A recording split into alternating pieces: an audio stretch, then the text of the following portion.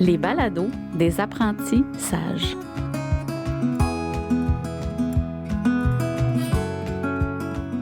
Bonjour Noémie, Salut René, comment vas-tu ma belle? ça va très bien toi? Ça va très bien. Je suis vraiment contente de te retrouver ma belle Noémie. Il me semble que ça fait longtemps, mais pas si longtemps parce qu'on a gardé contact ensemble, toi et moi, dans les derniers mois. Donc, tu vas bien? Oui, ça va super, super bien. Je suis vraiment contente de te retrouver.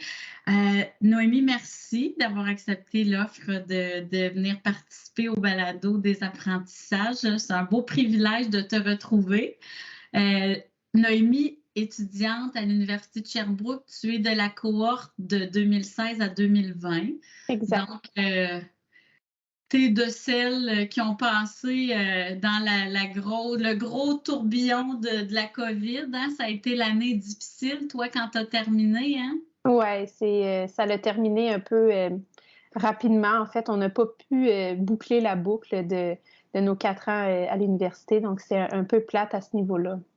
Oui, ça a été comme une fin très abrupte, hein? Puis ça laisse un peu un sentiment, j'ai l'impression, comme s'il y avait quelque chose qui n'était pas terminé. Vraiment, c'est exactement ça, là.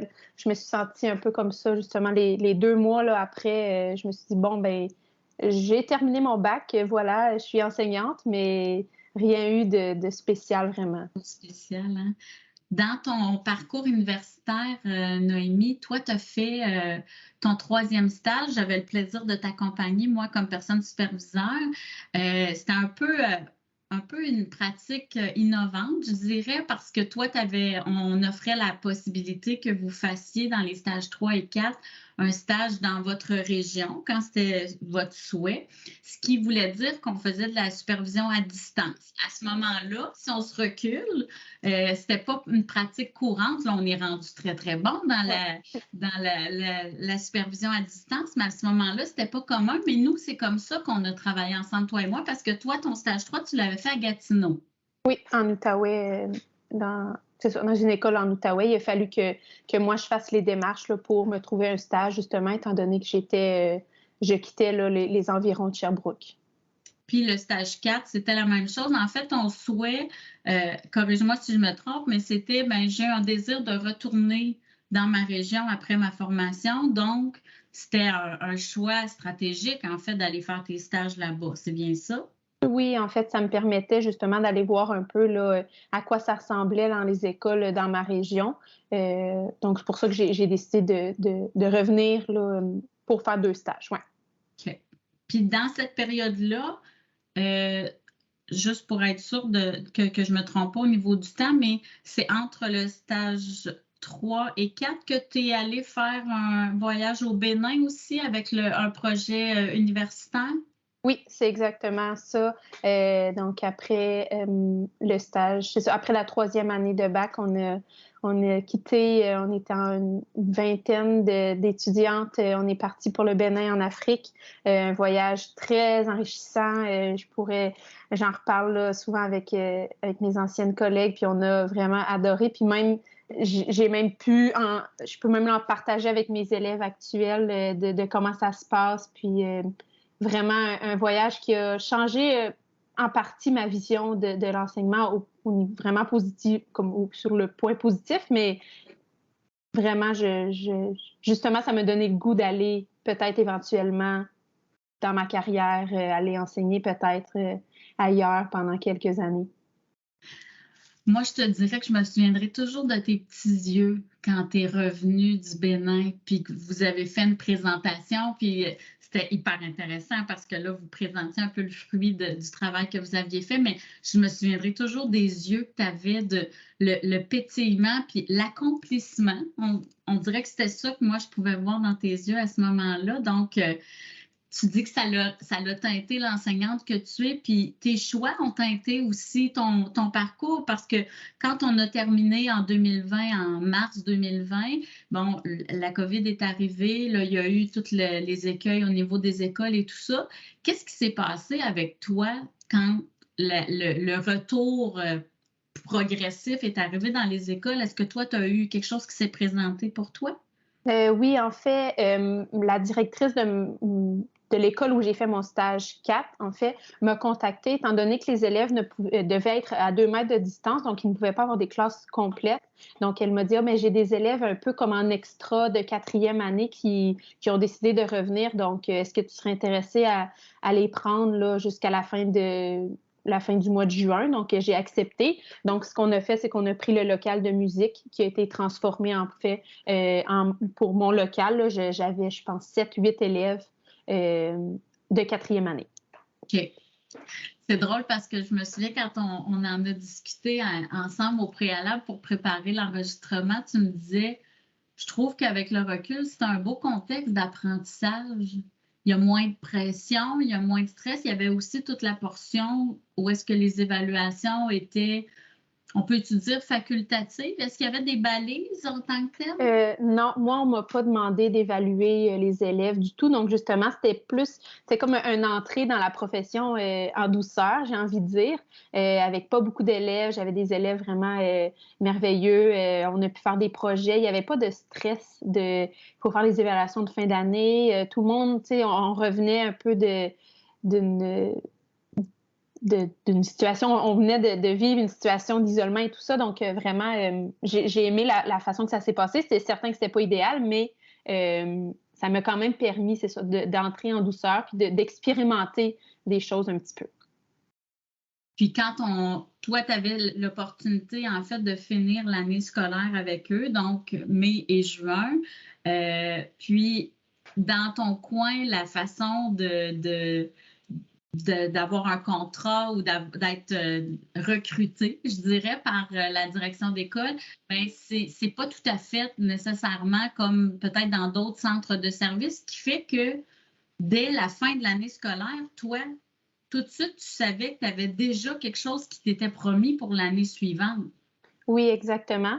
Je me compte extrêmement chanceuse étant donné que c'est la directrice de l'école où j'ai fait mon stage 3, en fait, qui m'a contactée, qui m'a dit je veux vraiment t'avoir dans mon équipe. J'aurais un congé de maternité à t'offrir, une classe double niveau 5-6e année. Elle m'a dit, c'est sûr qu'il va falloir que tu passes des entrevues et tout ça, mais moi, j'aimerais te dire que j'ai envie de t'avoir dans mon équipe. Donc, voilà, qu'est-ce que tu dois faire là, si je peux, si tu veux justement avoir la chance de venir travailler avec nous. Donc, ça a été mon premier contrat. Et ça enlève beaucoup de pression sur les épaules, hein, de savoir qu'on amorce l'été, des premières vacances professionnelles, parce que des fois, hein, souvent, vous continuez à travailler parce que vous ne savez pas qu'est-ce que vous allez avoir l'année suivante. Mais là, toi, ça l'enlève quand même une pression importante sur tes épaules.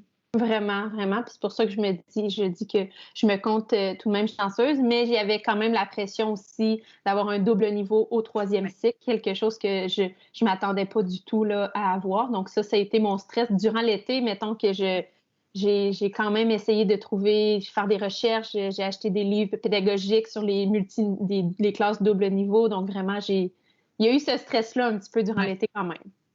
Oui, parce que 3e cycle, Noémie, c'était peut-être pas ton premier choix à ce moment-là. Non, vraiment pas. Moi, j'ai toujours adoré les tout petits. Quand je travaillais dans les camps de jour, j'avais les tout petits. Donc, c'était vraiment mon dada. Je me disais, mes 4 années de bac, je m'en souviens, je le disais toujours, je veux avoir juste premier cycle, peut-être 2e cycle. Les grands, ça me faisait peur. C'est ça, j'avais pas une attirance envers ce cycle-là. Finalement, quand j'ai fait mon stage 3, ça s'est tellement bien passé. J'ai eu la piqûre, en fait, du 3e cycle. Puis là, je pense que je ne changerais pas, en fait. C'est drôle, hein? C'est Ouais. beau, hein, de voir à quel point notre pensée, elle peut bouger. Puis c'est basé sur des expériences. Parce que souvent, quand on se dit ça, que moi, je ferais plus du préscolaire ou je serais plus au premier cycle, c'est basé sur des perceptions. Souvent, ben oui, une attirance. Mais c'est beau de voir à quel point notre pensée est capable de se moduler puis de bouger avec des expériences positives, dans le fond. Oui, c'est exactement ça. Puis je dis pas que je vais jamais prendre autre chose. C'est certain que je vais prendre qu'est-ce qu'on va m'offrir, mais le 3e cycle, j'aime l'ouverture des jeunes, j'aime leur esprit critique aussi, donc l'autonomie surtout qui me permet de faire beaucoup de choses, j'ai l'impression, comparé à peut-être plus du premier cycle. C'est un atout, c'est clair. Puis ça m'amène à réfléchir aussi à l'importance de vos passages dans vos écoles de stage, parce que c'est quand même le point de départ de toute cette aventure-là, dans ton cas. C'est des expériences positives liées à tes stages que tu as faits en 3e et 4e année. Vraiment. Puis si j'avais pas fait un stage là, au 3e cycle, je pense que peut-être que même à ce jour, peut-être que j'aurais même pas essayé ces niveaux-là. Et comment ça s'est passé cette année-là, 5e, 6e année? Tu connais le milieu, tu connais probablement certains élèves, mais niveau double, apprendre à travailler avec une équipe et tout ça, comment ça s'est passé pour toi cette année-là? C'est certain qu'en début d'année, il y avait beaucoup d'organisation, d'adaptation, de réorganisation, étant donné que c'était 2 niveaux. C'est certain qu'en français mathématiques, ce que j'ai remarqué, c'est que c'est pas mal les mêmes notions. Donc, c'était plus facile pour moi de justement faire les maths français avec mes 5 et mes 6. Quand est venu le temps plus des sciences, univers social, c'était plus différent. Donc, c'est vraiment, il a fallu que je fasse des enseignements explicites avec mes élèves de comment est-ce qu'on est comment être autonome, comment faire le travail qui est demandé, parce que la façon que moi je travaillais, c'est que là je travaille avec les 5e, on fait des sciences. Pendant ce temps, les 6e, mais tu as ton plan de travail, tu as autre chose, tu ne dois pas nous déranger. Tu sais? Puis on a une classe qui est la même grandeur que n'importe quelle classe, donc il fallait vraiment c'est ça. Donc, en début d'année, beaucoup d'adaptation, mais j'ai eu la chance et j'ai encore la chance d'avoir des merveilleuses collègues qui m'ont énormément soutenue autant en 5e qu'en 6e. Donc, ça m'a vraiment permis de souffler un peu, puis d'avoir un peu d'aide et de soutien de mes collègues en 5 et en 6. Ça reste pour toi, Noémie, je dirais, l'élément majeur de ton insertion, un élément positif majeur de ton insertion, c'est l'apport de tes collègues et de la collaboration dans ton milieu de travail. Vraiment. J'ai eu, quand j'ai fait mes stages, j'étais plus une stagiaire qui prenait pas beaucoup de place. J'osais pas trop. Je sais pas vraiment à l'intérieur mais on dirait que je voulais pas prendre trop de place. Je voulais pas trop m'intégrer dans une équipe parce que je me disais, qui suis-je pour venir apporter mon point? Mais une fois que j'ai fait mon stage 3 dans cette école avec mon enseignante associée, qu'on s'entendait super bien, j'ai comme appris à prendre ma place, puis à me dire, moi aussi, j'ai des choses à dire, puis moi aussi, j'ai mon opinion, puis je peux apporter des nouveautés. Puis les deux étaient super ouvertes à ce que j'amenais, puis c'est cette ouverture-là qui m'a permis un peu de sortir de ma coquille, puis de me dire, OK, moi, j'en connais des choses, puis je suis compétente c'est certain que j'ai plein de choses à apprendre, mais j'ai aussi des connaissances, puis tu sais, j'avais l'opportunité, la chance en fait de sortir de l'université, donc c'est vraiment toute la nouveauté, pas de la nouveauté, mais c'était tout frais en fait pour moi.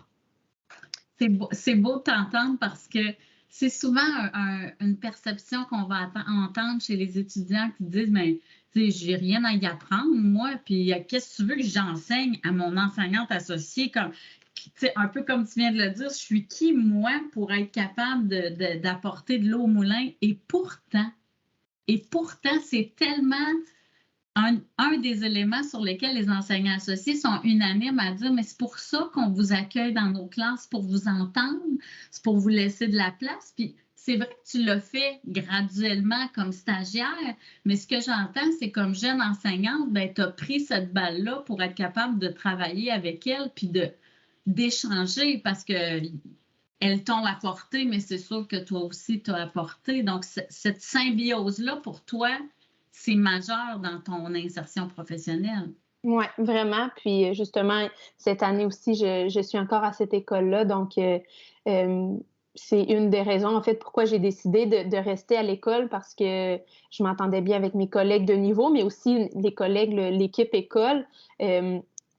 Puis, on travaillait beaucoup en équipe, des CAP qu'on appelle, des communautés d'apprentissage professionnels.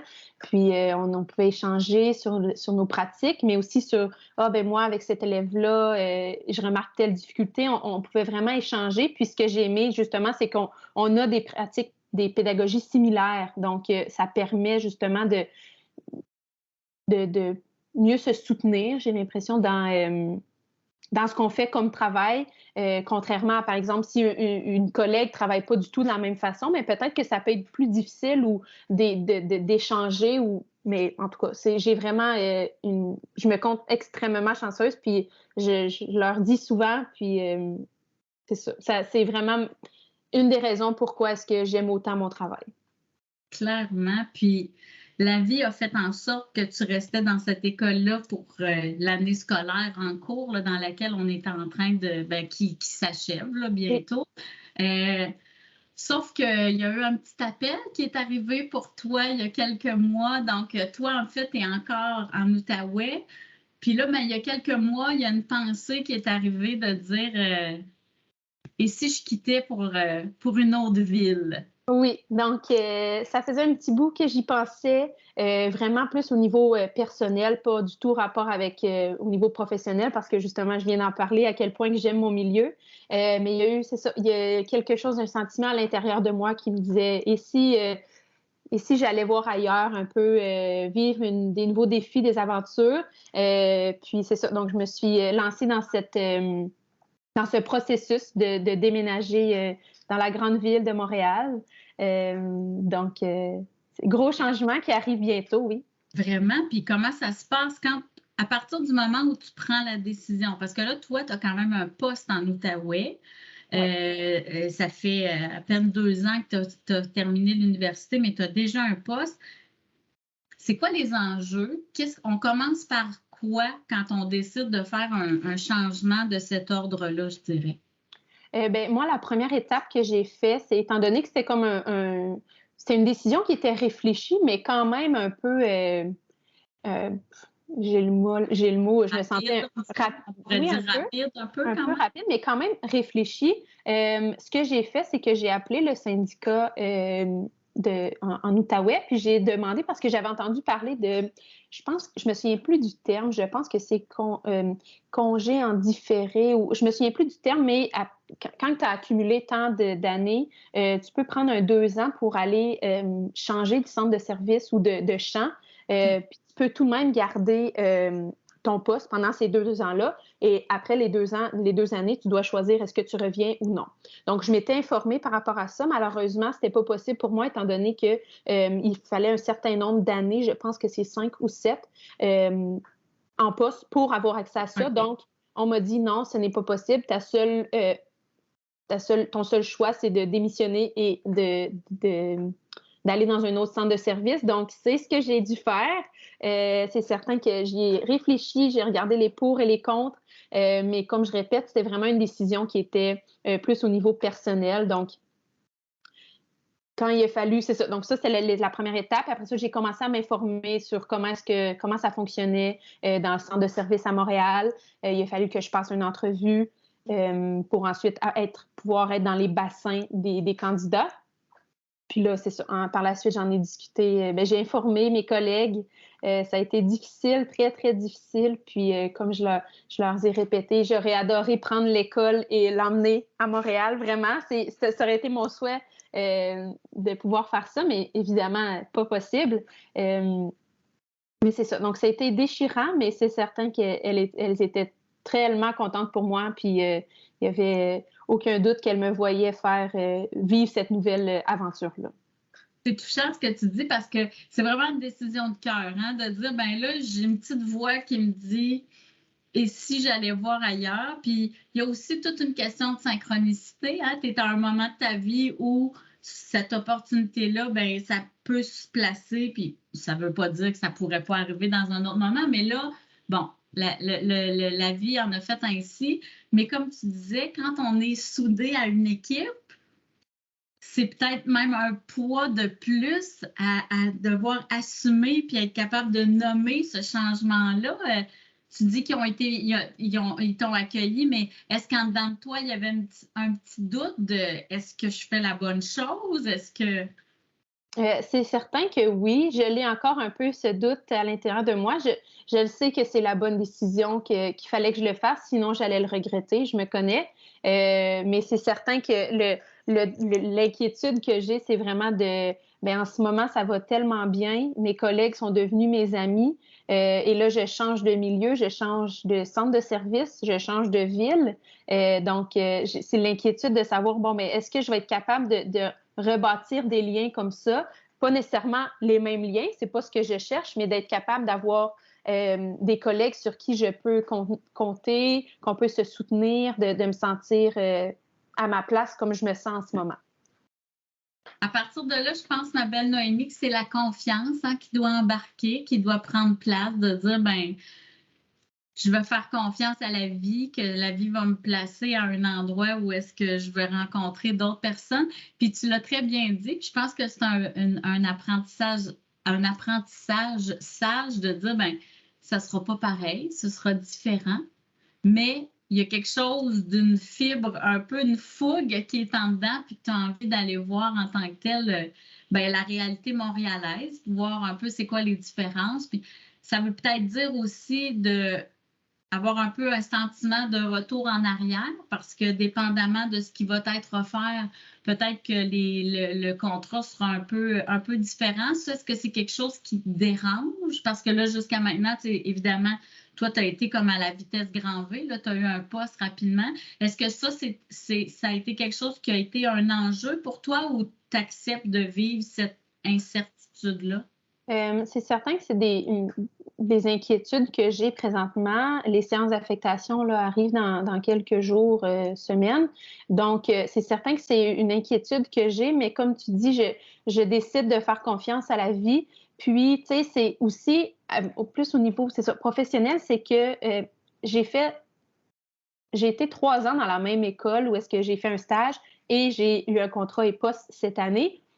J'adore comment ça fonctionne, j'aime vraiment ça, mais j'ai pas vu ailleurs comment ça se passe. Puis j'ai vraiment cette soif-là, cette curiosité-là de voir, mais ailleurs, comment est-ce que ça se passe dans cette école-là? Comment est-ce qu'ils font? Est-ce qu'ils fonctionnent de cette façon-là? Tu sais, c'est juste plein de petits trucs que je me dis, j'aimerais ça apprendre comment ça se passe ailleurs, parce qu'en ce moment, j'ai la vision de l'école où est-ce que je suis bien là-dedans, je me sens épanouie, mais est-ce qu'ailleurs, je pourrais pas avoir des nouveautés, apprendre, c'est ça, comment parce qu'on sait que dans chaque école, c'est différent. Donc, c'est ça, j'ai comme envie, ça m'excite de savoir comment ça va se passer, en fait. Vraiment, puis, tu sais, là, moi, je te connais de ton expérience comme stagiaire, puis, tu sais, je reconnais tellement la belle personne en toi. Moi, de l'extérieur, j'ai pas nécessairement de doute, puis je suis certaine que ça va bien se passer, mais même si on se dit que ça va bien se passer, il y a des enjeux qui sont là, puis c'est tout à fait compréhensible, puis je le comprends vraiment très, très bien, mais j'ai envie de te dire que je trouve ça inspirant de devoir choisir de te lancer dans le vide, dans un contexte où tu commençais à toucher une certaine stabilité. Pour moi, ça veut dire que cet appel-là, il était plus important, ou en tout cas, il était plus grandissant puis plus fort que de s'asseoir dans un certain confort, je dirais. Donc, je veux juste te dire que de l'extérieur, c'est inspirant, puis je te souhaite évidemment que tout aille pour le mieux. Puis, pour terminer, Noémie, si maintenant, tu as un bagage de jeune enseignante, tu dis, sur mon parcours, moi, j'ai eu des personnes clés qui ont fait la différence. Qu'est-ce que tu dirais à un jeune étudiant qui est en train de terminer sa formation, puis un apprentissage que tu as fait, que tu disais, il me semble que moi, si j'avais su ça en finissant, ça m'aurait aidé. Ça m'aurait donné un petit coup de pouce. Je l'ai un peu nommé tout à l'heure, mais de ne pas hésiter à prendre sa place dans une équipe école, surtout quand tu arrives. Des fois, on a tendance à peut-être se reculer un petit peu, de ne pas vouloir trop, mais je pense que de prendre sa place, mais c'est aussi d'être ouvert, puis de se dire, j'arrive dans une nouvelle école, les gens ont des choses à m'apprendre, d'être vraiment ouvert, puis de ne pas hésiter à prendre sa place parce que justement, on a des belles choses à apporter dans une équipe école. Puis si on se renferme, puis on ne dit pas ce qu'on en pense, j'ai l'impression qu'on a moins moins de chances de s'épanouir puis d'être bien dans notre milieu de travail. Donc, je pense que le mot-clé là, que moi, j'aurais aimé savoir, c'est de ne pas hésiter à prendre ma place puis de me dire, voilà, j'ai des choses à apporter, j'ai des connaissances, puis fait que ça serait ça. Merci, ma belle Noémie. Quel plaisir de te retrouver. Les prochains mois, ce sera des mois un peu qui vont aller à la vitesse grand V, où est-ce que les émotions vont certainement être très, très, très présentes. Je ne peux pas ne pas te souhaiter une fin avec tes élèves et avec tes collègues à la hauteur de la belle enseignante que tu es. Puis, j'ai envie de t'envoyer vraiment toute la confiance que j'ai en toi, puis pour que ça puisse te donner un bel élan pour continuer, puis que ce saut-là, ce soit un saut où est-ce que tu vas t'épanouir, puis tu vas grandir. J'ai aucun doute, moi, de ma chaise à moi, mais je t'envoie vraiment tous les meilleurs souhaits pour que ce passage-là se passe bien. Merci beaucoup pour ta présence, ma belle Noémie. Merci à toi, j'apprécie. Puis venant de toi, ça me touche beaucoup vraiment aussi. Puis ça m'apporte une confiance de plus. Voilà, merci à toi. Ça me fait un grand plaisir. Je t'embrasse, je te fais un gros câlin. Prends soin de toi. Bonne chance, redonne-moi des nouvelles. Oui, à bientôt. À bientôt, Noémie.